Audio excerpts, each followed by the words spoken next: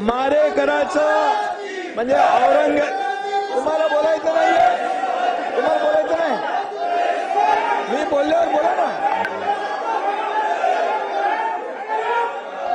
धर्मवीर संभाजी महाराजांच्या मारेकराचं म्हणजे औरंगजेबाचं गोडवे या ठिकाणी अबू आझमीने गायलं.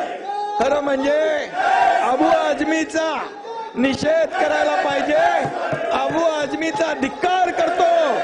अबू आझमी तर या ठिकाणी धिक्कार करत असताना या ठिकाणी थांबा ना.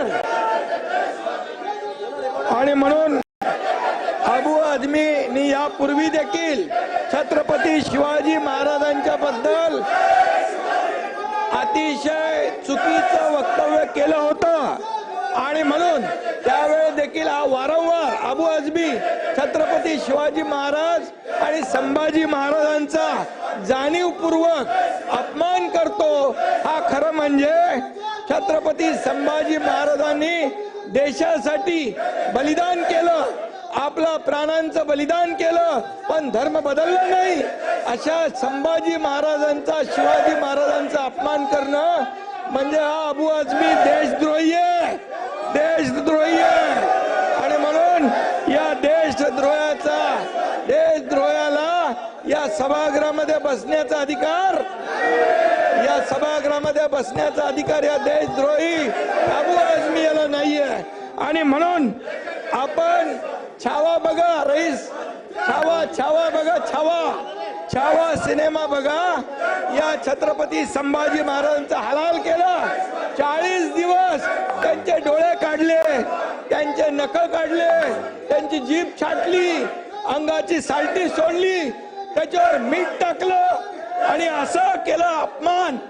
आणि या ठिकाणी त्यांचे हलाल केले. 40 दिवस अत्याचार केले, धर्म बदला म्हणून सांगितलं. अशा औरंगजेबाचं या ठिकाणी गोडवे गाणे म्हणजे खऱ्या अर्थाने आपल्या राष्ट्रपुरुषाचा अपमान आहे, आपल्या देशभक्तीचा अपमान आहे. आणि म्हणून मी एवढं सांगतो, देश धर्म पर मिटने वाला, देश धर्म पर मिटने वाला शेर शिवा का छावा था, महापराक्रमी परम प्रतापी एक ही शंभू राजा था, एक ही शंभू राजा था, एक ही शंभू राजा था. अरे या शंभू राजाने 9 वर्षात 69 लढाया जिंकल्या, 69 लढाया. अरे लाज वाटली पाहिजे पाणी वळायला. आणि तुम्ही या ठिकाणी 69 लढाया जिंकल्या. आणि या औरंगजेबाने आपली मंदिरं तोडली, मंदिरं तोडून टाकली, आया बहिणींचा अत्याचार केला, आया बहिणींचे बलात्कार झाले. आणि असा हा माणूस, हा औरंगजेब, या औरंगजेबचं बापाला कैद केलं, मुलाला मारून टाकलं, 27 लोकांना मारलं. हा क्रूर कर्म. आणि म्हणून याला निलंबित झालं पाहिजे, याच्यावर देशद्रोहाचा गुन्हा